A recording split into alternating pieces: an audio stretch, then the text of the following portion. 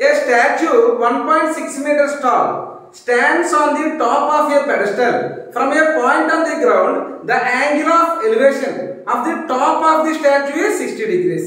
And from the same point, the angle of elevation of the top of a pedestal is 45. Find the height of the pedestal. Anna, pedestal ఈ pedestal మీద 1.6 metres height గల ఒక statue ఉంది.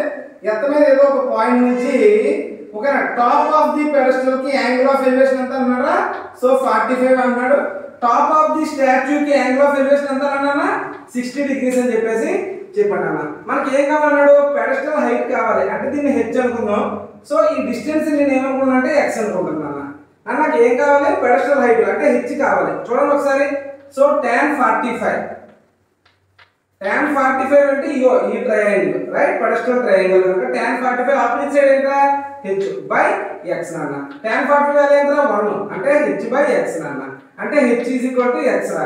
అంటే మనం h కనుక్కున్నా x కనుక్కున్నా value ఏం వస్తుంది? ఒకటే వస్తుంది. h x కదా అంటే ఇది ఇది అని చెప్పేసి చెప్తున్నాను నాన్న. సో తర్వాత మళ్ళీ మనం tan 60 గా చూసుకోవాలి. ఎందుకంటే ఆపోజిట్ సైడ్ ఏమవుతుందా 1.6 ప్లస్ h నాన్న రైట్. ఈ రెండు సమ్ చేయాలి కదా అందుకని. సో tan 60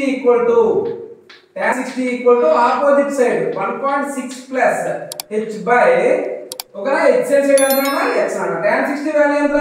√3 1.6 ప్లస్ అన్న h ప్లేస్ లో h x కదా x అని రాసేస్తాను రా బై x. ఈ x ని బయట తీసుకొచ్చండి. √3x 1.6 ప్లస్ x నాన్న. ఈ ప్లస్ x ఇక్కడికి వస్తే ఏమవుతుందా మైనస్ x అవుతుంది. √3x మైనస్ x 1.6 నాన్న. ఈ రెండిట్లో నుంచి x కామన్ తీస్తే √3 మైనస్ 1 1.6 రా.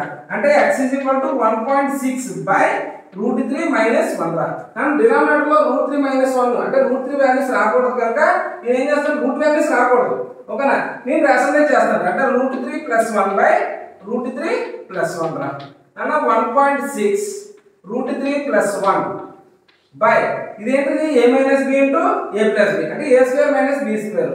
√3 స్క్వేర్ అంటే ఎంతనా 3 మైనస్ 1 స్క్వేర్ అంటే 1 3 మైనస్ 1 ఎంతనా 2 2 1s 2 0.8 అంటే x h 0.8